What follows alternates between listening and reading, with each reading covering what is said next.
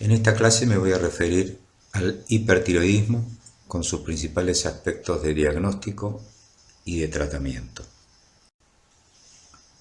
¿Cuáles son las principales causas de hipertiroidismo? Y fíjense en esta diapositiva, las que están en color amarillo son las causas más frecuentes. En primer lugar, y sobre todo en pacientes jóvenes, la enfermedad de Graves-Basedow es la causa más frecuente. El bocio nodular tóxico, que significa un nódulo hiperfuncionante o más de un nódulo, es una causa frecuente también, generalmente en gente de mayor edad que los de enfermedad de Graves. Existen hipertiroidismos congénitos y hay hipertiroidismos hereditarios no autoinmunes, que no son demasiado frecuentes. Existen formas de tiroiditis de tipo subagudo, tiroiditis silentes, que pueden dar hipertiroidismo generalmente transitorio. Existe un hipertiroidismo inducido por yodo, sobre todo en pacientes que tienen una patología tiroidea subyacente. Hipertiroidismo inducido por drogas y sobre todo el hipertiroidismo facticio, que es aquel provocado por el paciente que ingiere hormona tiroidea, muchas veces en forma subrepticia, porque ingieren preparados pseudo homeopáticos para adelgazar que contienen hormona tiroidea, dados por pseudomédicos, y que a veces ni el mismo paciente sabe que están tomando hormona tiroidea. Bueno, la hiperemesis gravídica, una complicación del embarazo, se acompaña a veces de hipertiroidismos, generalmente no muy severos. Algunas formas raras de cáncer de tiroides metastásicos bien diferenciados pueden provocar hipertiroidismo. Existe un tumor muy raro en el ovario que se llama estruma ovari, que es tejido tiroideo que elabora y libera hormona tiroidea y localizado en el ovario. Puede ser secundario un adenoma hipofisario, pero esto es muy poco frecuente. Y existe un muy raro síndrome de resistencia hipofisaria a la hormona tiroidea. Bueno, continuando con las causas de hipertiroidismo, fíjense en esta tabla que están las causas más comunes que hemos mencionado anteriormente, con su etiología y sus hallazgos principales diagnósticos que iremos desarrollando. La enfermedad de Graves, el adenoma tóxico o enfermedad de Plummer, el bocio multinodular tóxico, la ingesta de hormona tiroidea exógena, o sea, la tirotoxicosis facticia, y la tiroiditis posparto linfocitaria indolora o silente, que da hipertiroidismo. Siguiendo con esta misma tabla, fíjense las formas de tiroiditis esporádicas silentes, la tiroiditis subaguda, el hipertiroidismo inducido por yodo, la tirotoxicosis inducida por drogas, por ejemplo el litio, el interferón alfa, y fíjense abajo, mucho más frecuente en nuestro medio, la tirotoxicosis inducida por amiodarona, de la cual ya veremos hay dos tipos fundamentalmente. La tipo 1, que es un hipertiroidismo inducido por yodo, porque la amiodarona en su molécula tiene una carga de yodo importante, o a través de una tiroiditis inflamatoria, tiroiditis por amiodarona, que es la llamada tipo 2. Continuando entonces con esta tabla, fíjense el adenoma pituitario, que elabora hormona estimulante de la tiroides, que es muy poco frecuente. La tirotoxicosis gestacional, provocada por altos valores de gonadotrofina coriónica humana, entre ellas el embarazo molar, que tiene muy altos valores de gonadotrofina coriónica, pero bueno, son situaciones menos frecuentes. Como ya mencionamos, el raro estruma ovari, y como ya también hemos mencionado, los tumores bien diferenciados de tiroides foliculares con metástasis múltiples. Pasamos a repasar las manifestaciones clínicas del hipertiroidismo, algunas obtenibles con la anamnesis y otras son signos comprobados en el examen físico. Fíjense que en la anamnesis los pacientes suelen quejarse de intolerancia al calor, suelen quejarse de cansancio y de palpitaciones, El cansancio del hipertiroideo es distinto al cansancio del hipotiroideo, porque si bien ambos dos tipos de pacientes sienten mucho cansancio, el hipertiroideo es un paciente cansado pero activo, hiperkinético, no es un cansado abúlico y quieto como el hipotiroideo. Los pacientes hipertiroideos suelen tener, digamos, nerviosismo, hiperexcitabilidad, estar ansiosos. Es muy frecuente, sí, la pérdida de peso en el paciente hipertiroideo, es raro, es poco frecuente el paciente hipertiroideo que no viene descendiendo de peso, y a veces la pérdida de peso es la única manifestación que refieren. Pueden quejarse los pacientes hipertiroideos, en particular aquellos que tienen enfermedad de Graves, de las molestias oculares provocadas por la oftalmopatía, manifestaciones que vamos a desarrollar de acá a poco más en detalle. Suele haber caída de cabello, suele haber aceleración del tránsito intestinal. Muchas veces se dice que el paciente hipertiroideo tiene diarrea. En realidad esto no siempre es cierto si nos atenemos a la definición estricta de diarrea, pero suelen cambiar el ritmo evacuatorio y pueden tener varios movimientos intestinales por día sin que sea exactamente diarrea.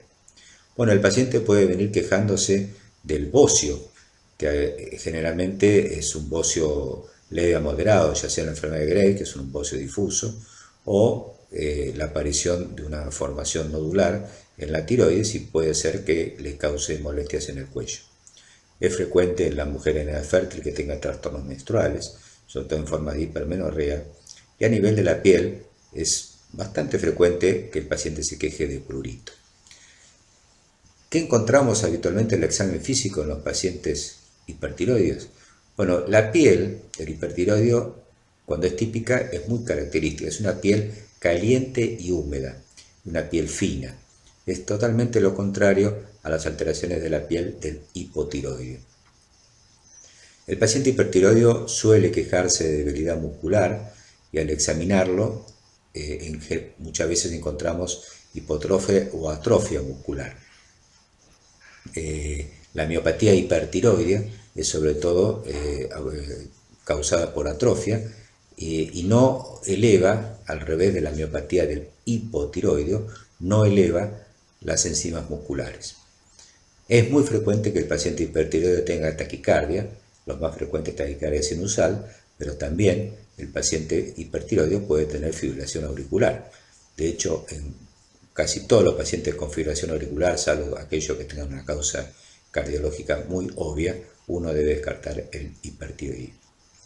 El temblor de los pacientes hipertiroideos es frecuente y es un temblor fino. Esto significa que al hacerle extender las manos se ve finamente un movimiento distal de los dedos, que se puede poner más en evidencia si uno coloca un papel, cualquier papel, por encima de la mano, porque es un temblor muy fino. Cuando uno ve pacientes con un temblor de más amplitud y no es un temblor fino, generalmente no es un temblor por hipertiroidismo. La atrofia muscular, como hemos dicho, forma parte de la miopatía hipertiroidea. Los reflejos osteotendinosos en el paciente hipertiroideo son reflejos vivos de mayor amplitud, pero no tienen los otros elementos que constituyen la verdadera hiperreflexia, que es patrimonio del síndrome piramidal. Los signos oculares, que vamos a desarrollar seguidamente, forman parte entonces, así como de las molestias por las cuales el paciente consulta, podemos encontrarlos al examen físico, al igual que el exoftalmos, que vamos a detallar también de acá a poco, pero ya vamos adelantando que el exoftalmos verdadero, que es una enfermedad inflamatoria de la órbita, es patrimonio de la enfermedad de Graves. Las otras causas de hipertiroidismo pueden tener signos oculares, como vamos a ver, pero no una orbitopatía inflamatoria, que es una manifestación inmunológica autoinmune de la enfermedad de Graves. Hemos mencionado el bocio, que puede ser un bocio leve a moderado y liso en la enfermedad de Graves. En ocasiones se puede percibir un frémito o auscultar un soplo apoyando el estetoscopio sobre el bocio. No es tan frecuente, pero significa y correlaciona con la hipervascularización que tienen la glándula tiroides de los pacientes con enfermedad de Graves. En el caso de los bocios nodulares, podemos palpar uno o más nódulos cuando estamos examinando un bocio. La acropaquia o hipocratismo digital y dedos en palillo de tambor es una de las causas que deben recordar el hipertiroidismo, es una de las causas que es conveniente recordar de acropaquia fuera de las causas habituales pulmonares. Y algunos pacientes con hipertiroidismo tienen las manifestaciones clínicas y semiológicas de un cuadro de insuficiencia cardíaca, que en el caso del hipertiroidismo es una insuficiencia cardíaca de alto gasto, o sea, con alto volumen minuto. Fíjense de todas estas manifestaciones sintomáticas cuáles son las más frecuentes según esta publicación. La mayoría de los pacientes tienen nerviosismo, palpitaciones, sudoración e intolerancia al calor.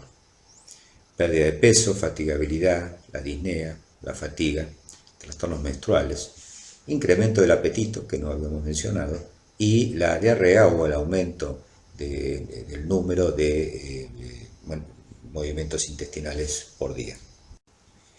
Hemos mencionado que la enfermedad de Graves es la causa más frecuente de hipertiroidismo, particularmente en personas jóvenes. En la enfermedad de Graves, la glándula tiroides suele estar agrandada, o sea, hay un bocio, que habitualmente no es muy grande. Reparen que la palpación de la glándula tiroides, aún en manos experimentadas, tiene una sensibilidad alta, pero una especificidad relativamente baja. Cuando uno palpa la glándula tiroides puede detectar el agrandamiento, o sea, el bocio, buscar variaciones de la consistencia y buscar irregularidades en su superficie, o sea, la posibilidad de tener nódulos palpables. Hay que recordar que la palpación de la tiroides sobreestima el tamaño de los bocios pequeños y subestima el de los bocios grandes.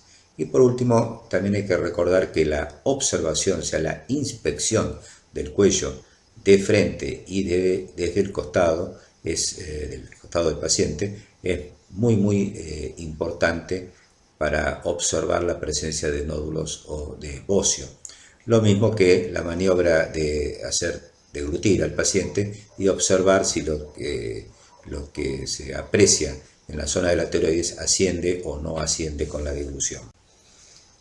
En la enfermedad de Graves y desde el punto de vista del laboratorio, lo que vamos a encontrar en cuanto a los dosajes hormonales es una tirotrofina suprimida, con valores de TSH que, para estar en rango de hipertiroidismo, en general son menores a 0,1 milunidades por litro. Además vamos a tener T4 y T3 totales y T3 libres elevadas. Recuerden que existe, aunque es muy poco frecuente, el hipertiroidismo o la tirotoxicosis solo por T3 con T4 normal y T3 elevada. Es solo un 5% de todos los hipertiroidismos. Desde el punto de vista del laboratorio en general, suelen tener aumento de la fosfatasa alcalina y en menor medida de las transaminasas. Hay que recordar que el hipertiroidismo es causa de hipercalcemia. El dosaje de anticuerpos antiperoxidasa se presenta en el 90% de los casos. Desde ese punto de vista es similar al hipotiroidismo por tiroiditis crónica de Hashimoto. Y se pueden encontrar, aunque tienen menos valor diagnóstico, anticuerpos antitiroglobulina en el 60% de los casos. La presencia de anticuerpos antirreceptor de la TSH, cuando es positivo, avala fuertemente el diagnóstico. En este dibujo, fíjense, se grafica cómo es el mecanismo patogénico de la enfermedad de Graves. Existe una inmunoglobulina estimulante de la tiroides que se fija a los mismos receptores, que son los receptores de la TSH en la célula tiroidea, estimula a ese receptor y provoca el aumento de la secreción de hormona tiroidea. Esta inmunoglobulina, que es un anticuerpo, es lo que se puede dosar en el laboratorio y son los anticuerpos anti-TRAb, que son característicos de la enfermedad de Graves y que explican su patogenia. Estos anticuerpos TRAP son positivos en el 80% de los casos, con metodologías de primera generación. Su sensibilidad y especificidad aumenta al 99% en ensayos de segunda generación. No es absolutamente necesario pedirlo en todos los casos, porque a veces la enfermedad de Graves se puede diagnosticar sin necesitar estos anticuerpos, pero es útil en los casos de diagnóstico dificultoso. Pueden ser positivos estos anticuerpos aún en personas eutiroideas e hipotiroideas que tengan autoinmunidad tiroidea. Y es importante la determinación de estos anticuerpos en pacientes embarazadas con Graves para el diagnóstico fetal. Continuando con los exámenes complementarios para el diagnóstico de hipertiroidismo, es muy importante el centellograma tiroideo y la curva de captación, habitualmente hecha con iodo 131. En general, la curva de captación, acá estamos viendo a la izquierda, mejor dicho a la derecha de la pantalla, una curva de captación elevada y difusa en la glándula tiroides, y hacia la izquierda de la pantalla la presencia de una captación difusa que está marcando un bocio difuso característico de la enfermedad de Graves. Entonces recuerden, la curva de captación con iodo 131 elevada y el centellograma tiroideo que evidencia un bocio difuso son característicos de la enfermedad de Graves. Vamos a empezar a ver ahora algunas imágenes de pacientes con hipertiroidismo.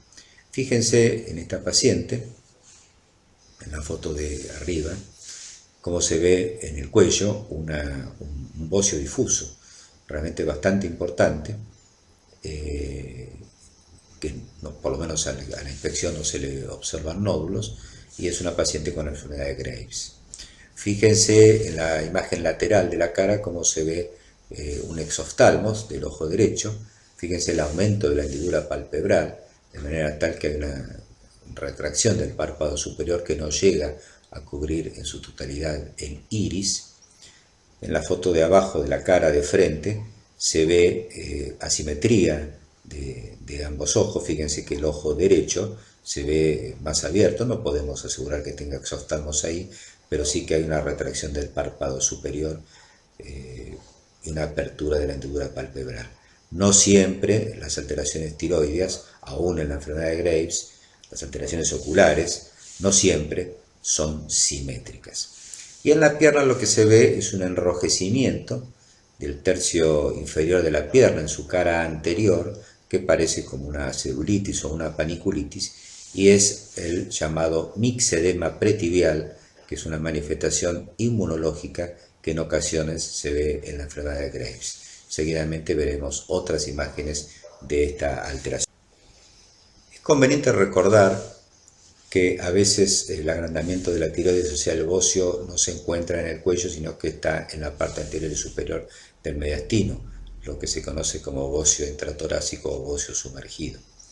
Existe un signo llamado signo de Pemberton, que es que cuando el paciente tiene bocio sumergido y se le hace elevar los brazos por encima del cuerpo, ambos brazos, se produce un edema facial y del cuello, a veces con enrojecimiento, que es lo que se observa en las fotos A1 y A2 de este paciente.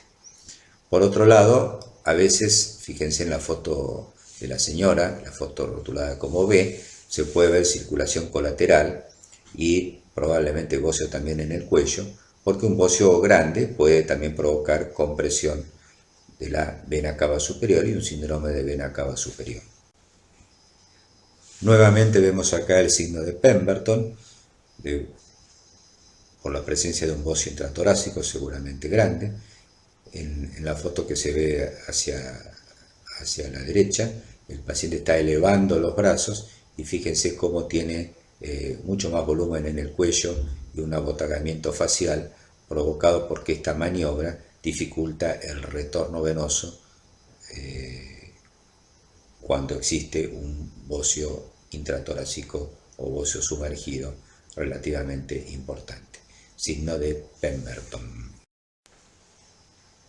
Hemos mencionado que la enfermedad de Graves tiene las manifestaciones propias del hipertiroidismo o de la tirotoxicosis, pero además tiene manifestaciones de tipo inmunológicas, de tipo autoinmunes, que son características de la enfermedad de Graves y que raramente, solo ocasionalmente, las podemos ver también en la tiroiditis de Hashimoto, que como recordamos es la principal causa de hipotiroidismo. Estas manifestaciones autoinmunes son básicamente tres. La oftalmopatía tiroidea, que veremos a continuación más en detalle, la acropaquia ya mencionada, fíjense en la foto del dedo con acropaquia bien evidente, y la mencionada también dermopatía tiroidea o mixedema pretibial, que se ve en la cara anterior de las piernas y que son lesiones de tipo rojizas inflamatorias que se confunden con otro tipo de enfermedades de la piel. Fíjense cómo dice ahí los porcentajes, son mucho más frecuentes estas manifestaciones inmunológicas en la enfermedad de Graves que en el hipotiroidismo por tiroiditis de Hashimoto. Acá vemos otro ejemplo del mixedema pretibial o dermopatía tiroidea. Fíjense que son lesiones rojas, a veces calientes cuando uno las palpa. Habitualmente se confunden con otro tipo de afecciones más comunes como celulitis, erisipelas u otras infecciones de la piel. Si se da en el contexto de una enfermedad de Graves clara, bueno, es más fácil el diagnóstico, pero a veces estas manifestaciones pueden preceder a la enfermedad de Graves y entonces es bastante más difícil sospechar esta entidad. Otras veces esta dermopatía tiroidea o mixedema pretibial, esto tomado de una fuente bibliográfica, fíjense que puede ya ser inusitadamente severa, con lesiones rojas, exuberantes, descamativas, muy extensas, seguramente de una enfermedad de Graves de bastante tiempo de evolución sin tratamiento adecuado. Les recuerdo que esta es una manifestación de tipo autoinmune y no directamente provocada por el exceso de las hormonas tiroides. Nuevamente les recuerdo que el hipertiroidismo, sobre todo por enfermedad de Graves, puede ser causa de acropaquia, o sea, la presencia de uñas en vidrio de reloj y dedos en palillo de tambor, que desde el punto de vista semiológico son exactamente iguales a la acropaquia de otras situaciones, como por ejemplo el cáncer de pulmón, otros síndromes paraneoplásicos, la endocarditis infecciosa, etc. Vamos a pasar ahora a analizar las manifestaciones oculares del hipertiroidismo, que son muy importantes de recordar y muy útiles para sospechar el diagnóstico. Con respecto a la oftalmopatía del hipertiroidismo,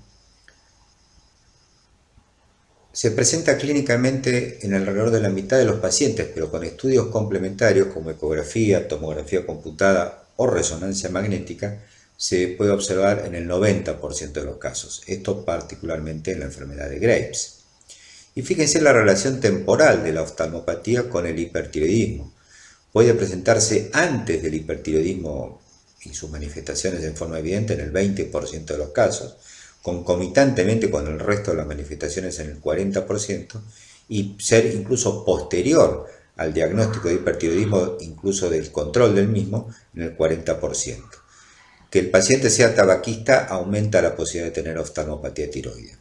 En realidad las manifestaciones oculares, la verdadera oftalmopatía, que es una enfermedad autoinmune de la órbita o en las órbitas oculares, se presenta solo en la enfermedad de Graves. Los pacientes con hipertiroidismo sin enfermedad de Graves pueden tener signos oculares tales como aumento de la hendidura palpebral y cierta protrusión ocular.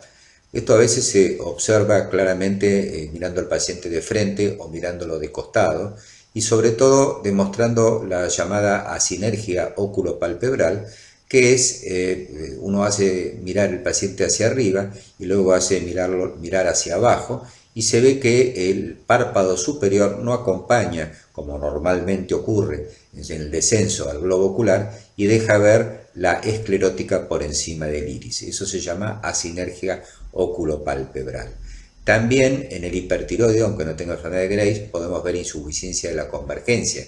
Esto es, cuando uno hace hacer al paciente convergencia ocular, el paciente logra mirar hacia la línea media, pero no logra mantener esa convergencia por debilidad de los músculos extraoculares del ojo. Ahora, los pacientes con enfermedad de Graves tienen una oftalmopatía mucho más severa o pueden tenerla. Fíjense la foto inferior hacia la derecha. Esa paciente tiene un exoftalmo muy evidente, con edema bipalpebral muy grosero, muy evidente, y con signos de enrojecimiento, de hiperemia en el globo ocular. Esa paciente seguramente tiene una enfermedad de Graves y con una oftalmopatía severa. Lo mismo que la foto de este paciente, fíjense el exoftalmo muy importante, el edema bipalpebral, el aumento muy grosero de la hendidura palpebral y la hiperemia, irritación, inflamación de ambos globos oculares. Esto es característico, habitualmente simétrico, pero no siempre, de la oftalmopatía de Graves. Nuevamente les digo que es una manifestación inmunológica y no dependiente del aumento de las hormonas tiroides. Otro ejemplo, fíjense, marcado aumento bilateral de la hendidura palpebral, se ve la esclerótica alrededor del iris en todo su contorno, se ve además hiperemia, irritación, aumento de la vascularización a nivel de la conjuntiva vulvar y también de la conjuntiva tarsal. Oftalmopatía tiroidea seguramente por enfermedad de Graves. Existe también una forma maligna de la oftalmopatía de Graves como la que tiene este señor.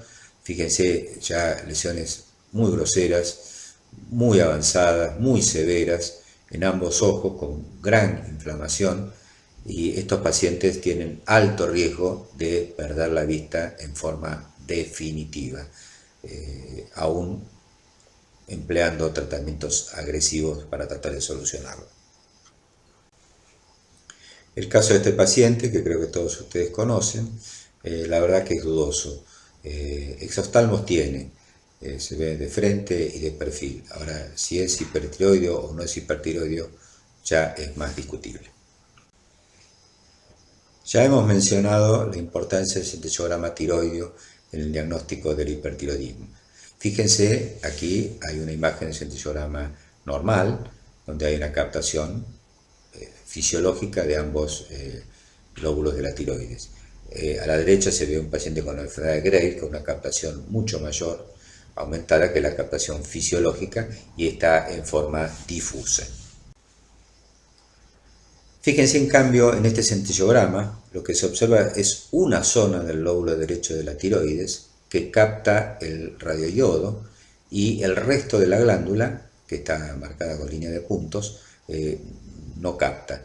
O sea, hay un nódulo tiroideo hiperfuncionante, hipercaptante, que se lleva toda la captación del yodo administrado, inhibiendo la captación del resto de la glándula. Esto es lo que se conoce como un adenoma nodular tóxico, causante de hipertiroidismo.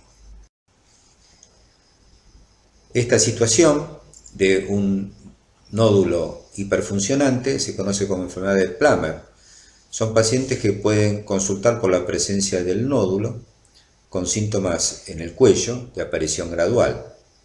En estos pacientes, que generalmente son más añosos que los que tienen enfermedad de Graves, predominan desde el punto de vista del hipertiroidismo las manifestaciones cardiovasculares, taquiarritmias, insuficiencia cardíaca refractaria, generalmente de alto volumen minuto, y no tienen, repito, no tienen asociaciones autoinmunes, porque su patogenia no es autoinmune como de la enfermedad de Graves.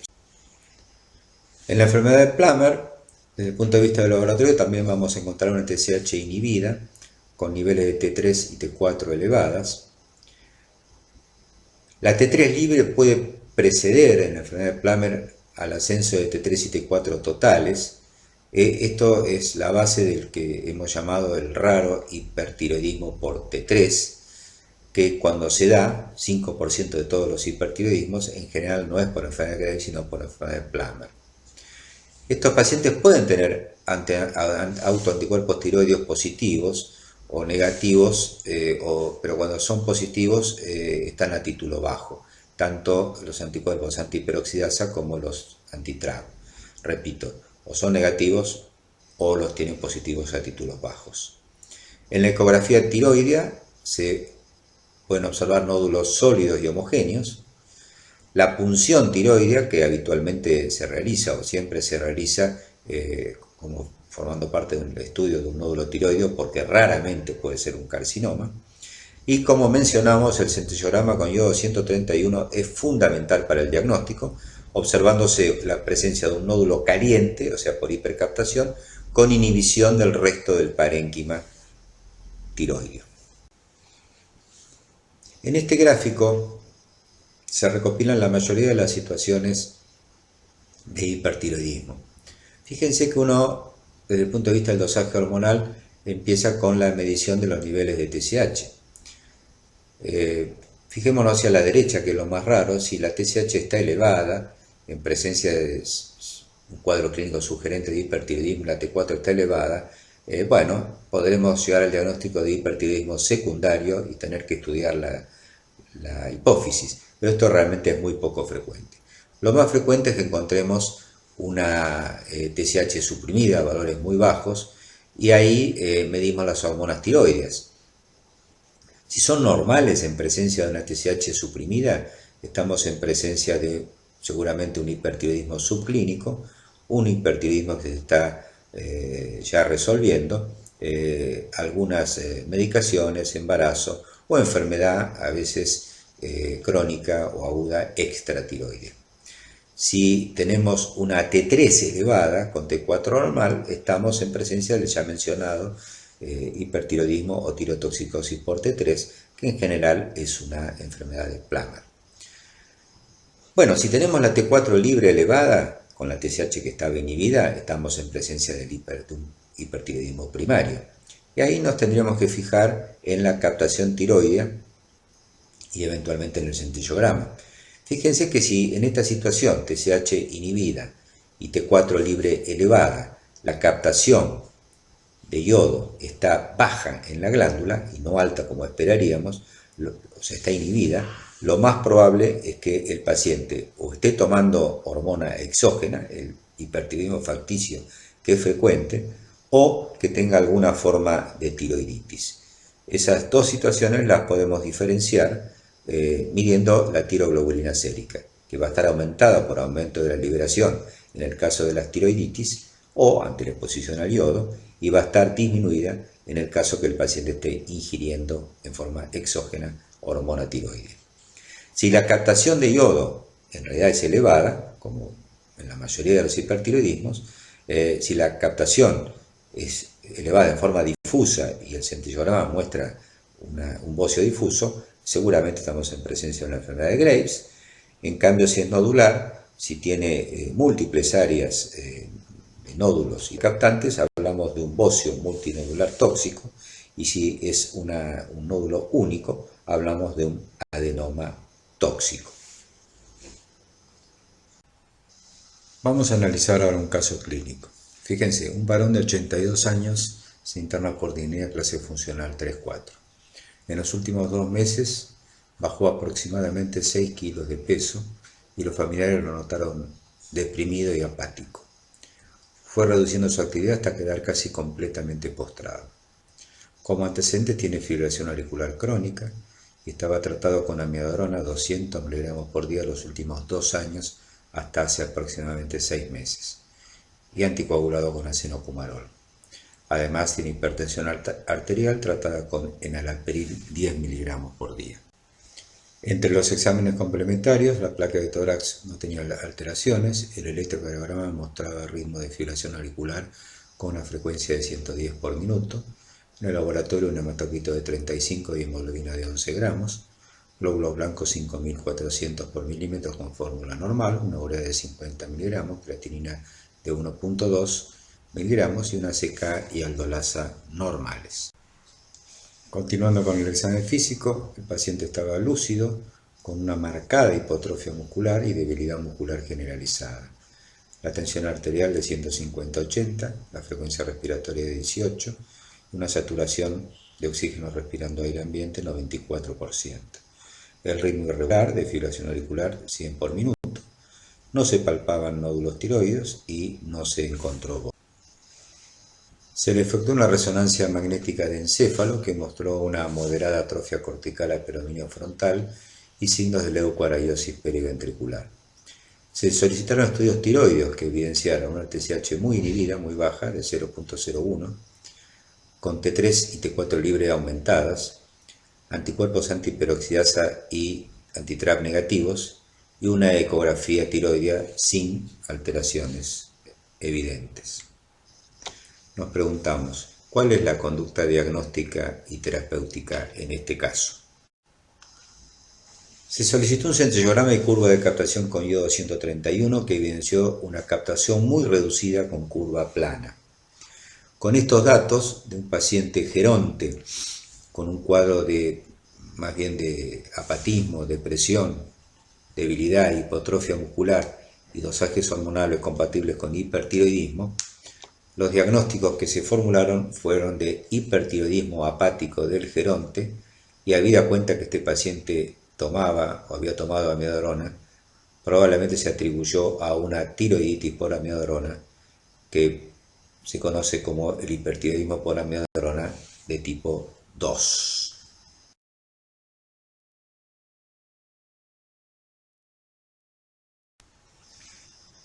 Esto es así porque, como ya habíamos adelantado, la amiodarona es un antiarrítmico bastante utilizado, sobre todo en nuestro medio, que tiene en su molécula una carga importante de iodo y puede dar dos tipos de hipertiroidismo o de tirotoxicosis. El tipo 1, que tiene una alta captación de iodo 131 y que en general mejora suspendiendo la amiodarona y dando drogas antitiroides. En caso de no mejorar, se puede indicar la tiroidectomía. Y el tipo 2, que en realidad es una forma de tiroiditis, que tiene baja captación de yodo y es una patología inflamatoria, también hay que suspender la amiodarona y administrarle corticoides. Con lo cual la mayoría de los pacientes responden.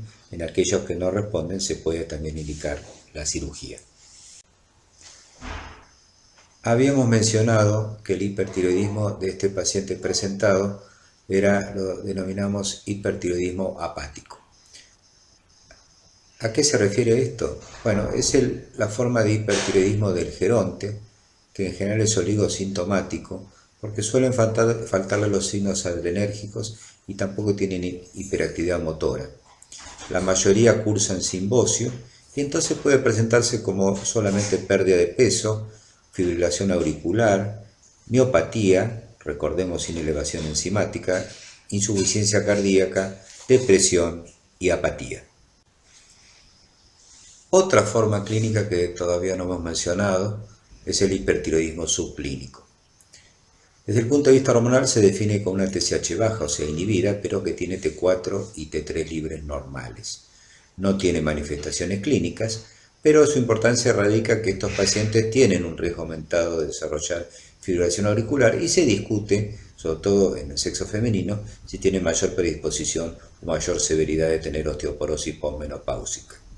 Tiene una progresión anual baja, relativamente baja, del 5% por año, sobre todo en aquellos pacientes que tienen bocios nodulares, que son los más frecuentes que ven hipertiroidismo subclínico, y también está discutido si hay que hacer rastreo o screening al estilo de lo que se hace en hipotiroidismo en búsqueda de hipertiroidismo subclínico. Fíjense con respecto a lo que decíamos de la posibilidad de fibrilación auricular en el hipertiroidismo subclínico, con una evolución a 10 años en pacientes de más de 60 años.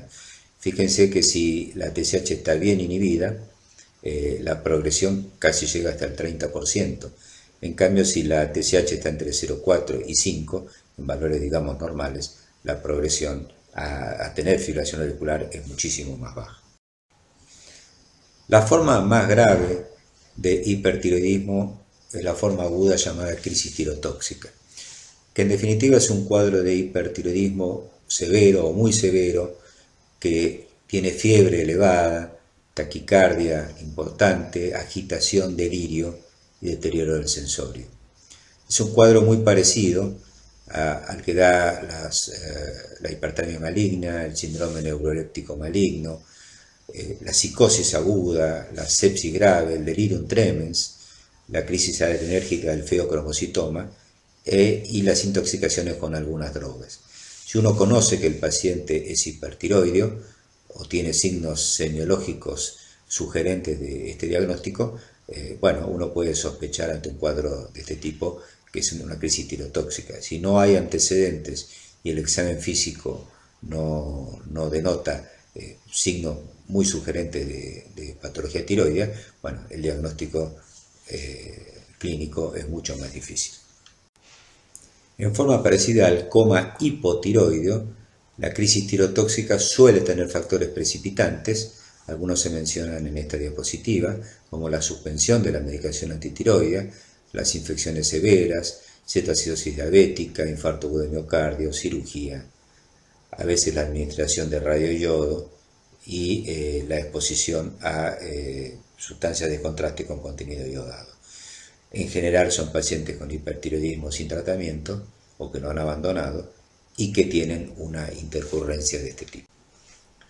Existen algunos criterios de diagnóstico para la crisis tirotóxica, donde se efectúa un score, una puntuación de distintos criterios, como la disfunción termorreguladora, las manifestaciones cardiovasculares, las disfunciones hepáticas gastrointestinales o los trastornos del sistema nervioso central y la historia de factores precipitantes.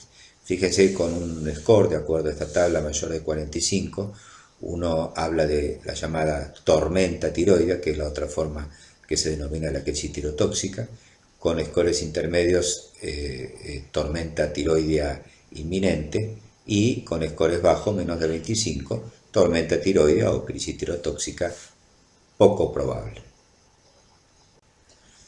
Bueno, vamos a pasar ahora a los lineamientos generales del tratamiento del hipertiroidismo.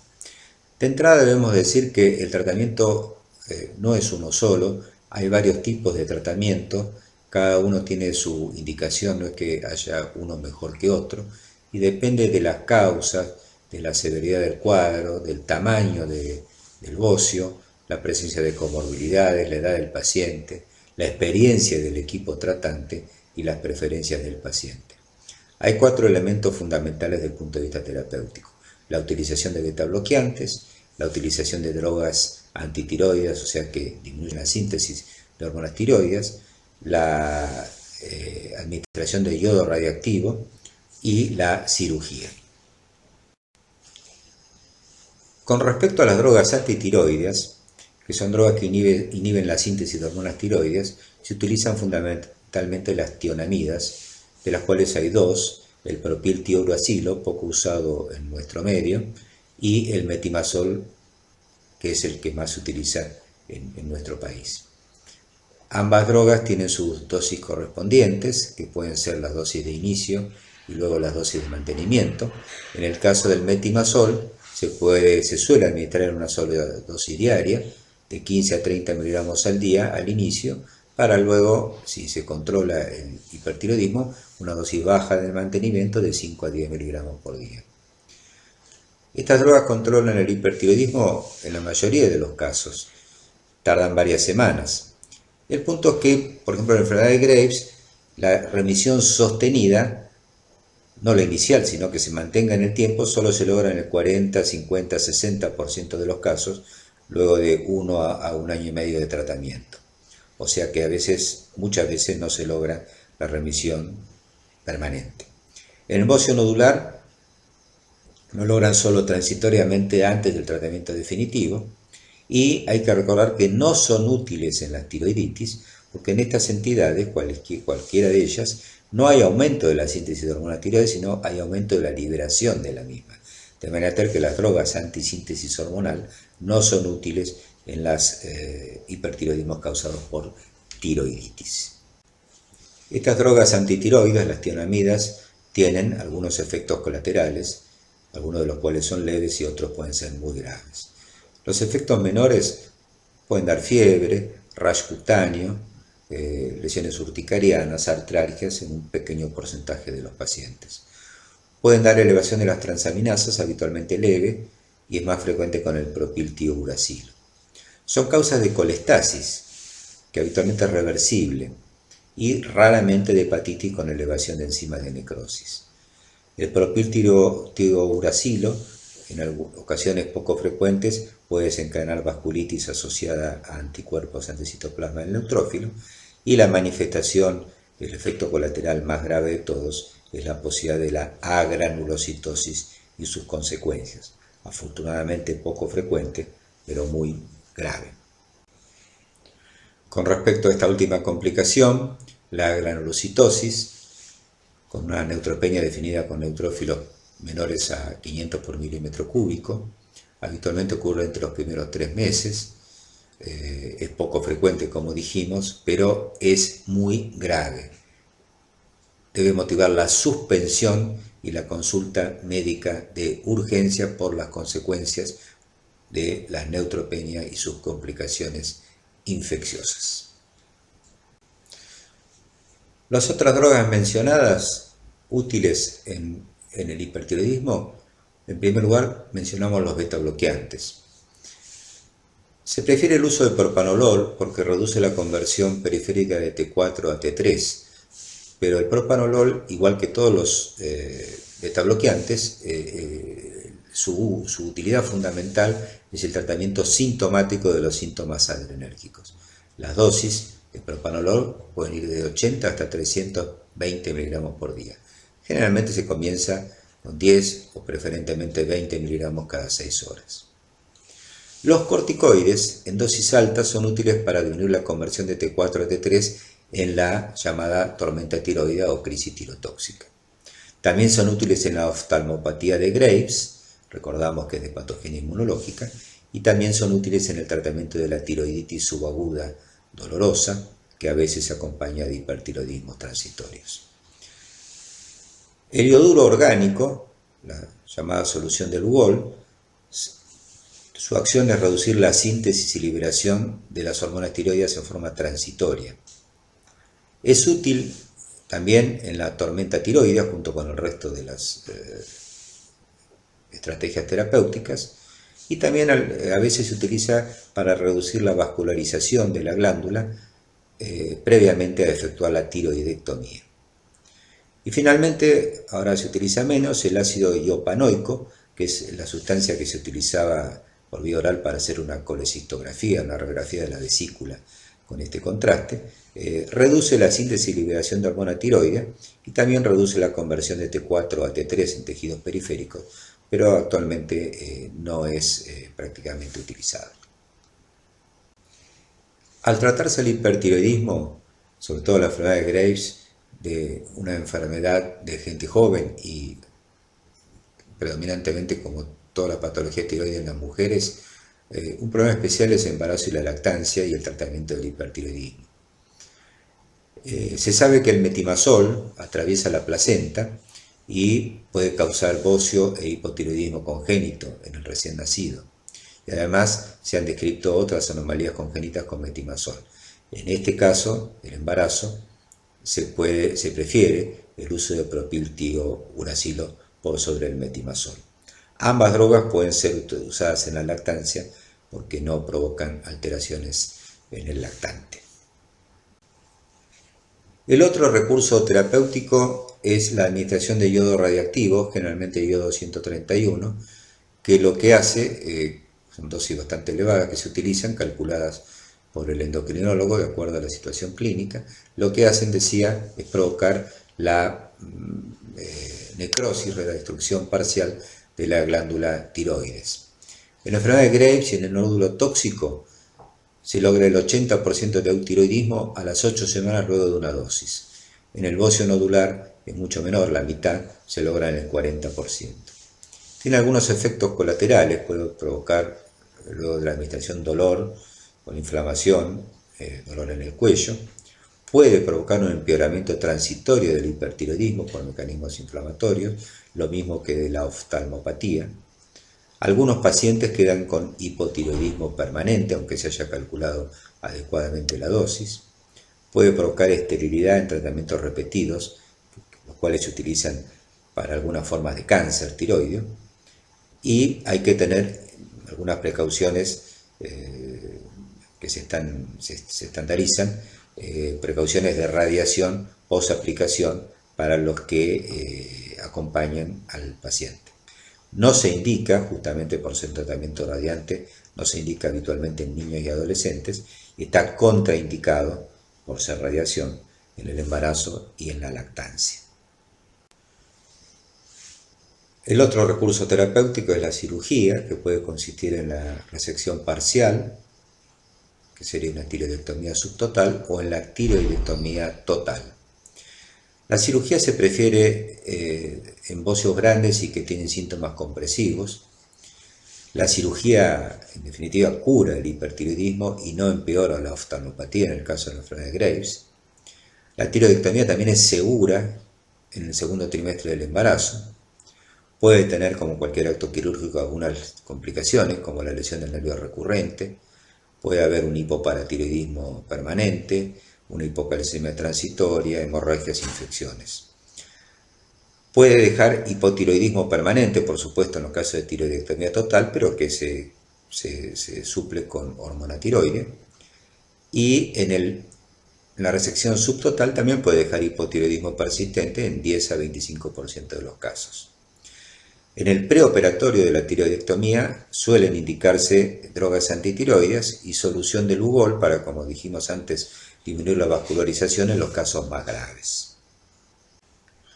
Con respecto al tratamiento de la grave crisis tirotóxica o tormenta tiroidea, estos pacientes deben estar en unidades de terapia intensiva, requerir tratamiento de sostén con fluidos intravenosos y eventualmente vasopresores, el tratamiento de la hipertermia, que suele ser muy importante y no se recomienda usar salicilatos, el tratamiento de la causa desencadenante, como dijimos frecuentemente la hay, el uso de betabloqueantes, con frecuencia por vía intravenosa, altas dosis de tionamidas, generalmente por sonda nasogástrica, altas dosis de ioduros, solución de Lugol o radiocontrastes, y altas dosis de glucocorticoides, hidrocortisona 200 a 300 miligramos, al inicio y luego 100 miligramos cada 8 horas, por la posibilidad de insuficiencia suprarrenal relativa.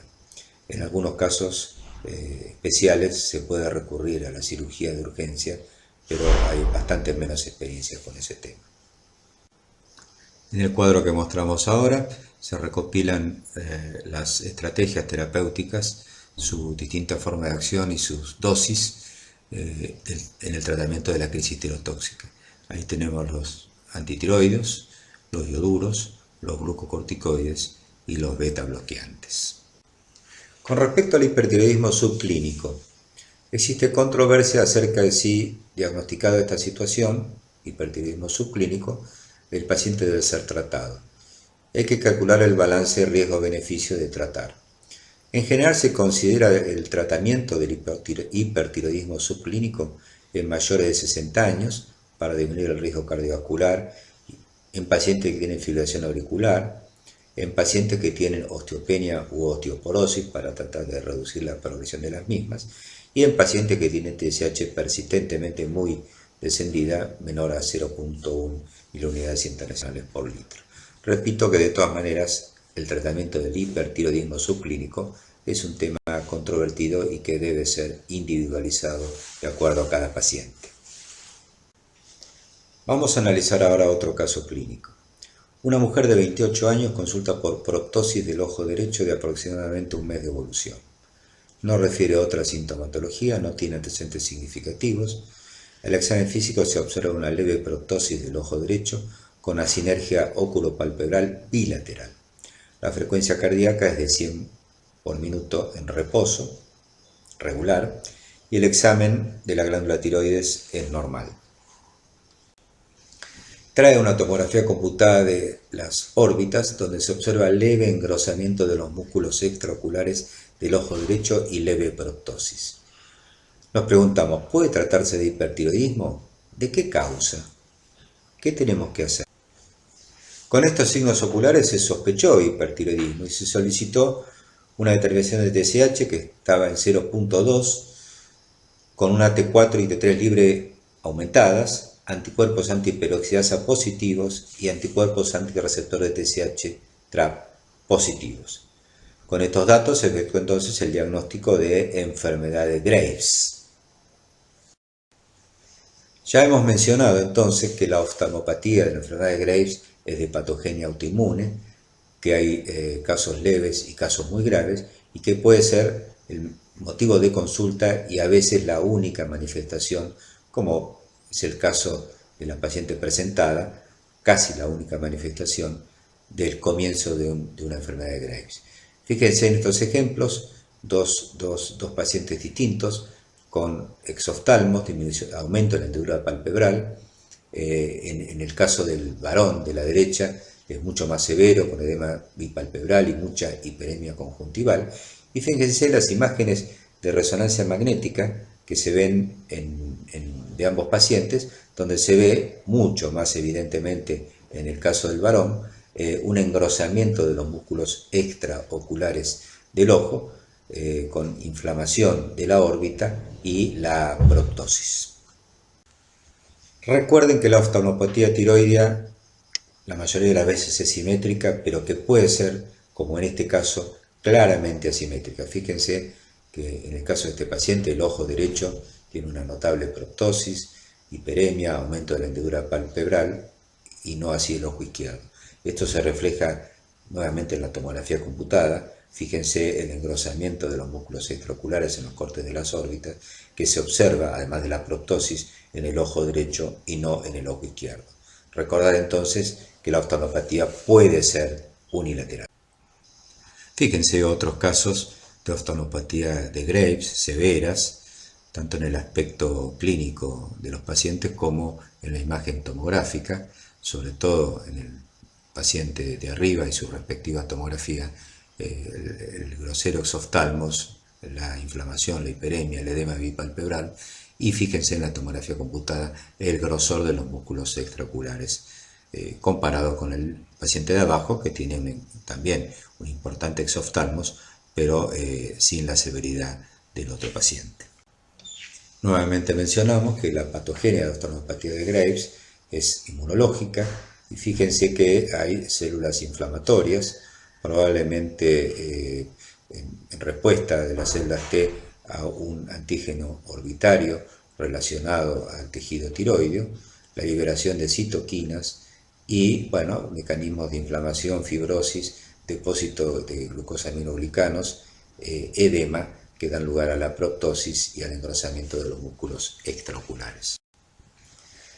El tratamiento de la oftalmopatía de Graves es difícil porque, como dijimos, no está vinculado al control del hipertiroidismo. Es un mecanismo autoinmune, de manera tal que se han ensayado unas cuantas drogas de acción inmunológica para el tratamiento de estas oftalmopatías que a veces adoptan un curso maligno. Esto, por supuesto, es terreno de un especialista con experiencia en el tratamiento de la oftalmopatía, porque, como hemos mencionado, el paciente puede quedar con amaurosis definitiva en algunos casos. Más allá del tratamiento que uno elija o pueda utilizar para tratar la oftalmopatía de Graves, el paciente, si es tabaquista, ya mencionamos que los tabaquistas tienen mayor incidencia, debe dejar de fumar, porque la cesación tabáquica tiene un efecto también beneficioso, coadyuvante al tratamiento de esta oftalmopatía. Bueno, hemos revisado el tema de hipertiroidismo, pero el mensaje final es que debemos saber que habitualmente el manejo del hipertiroidismo en cualquiera de sus formas debe ser efectuado conjuntamente con el especialista, en este caso el endocrinólogo, con experiencia en este tipo de patologías, sobre todo en aquellos casos más severos. Muchas gracias.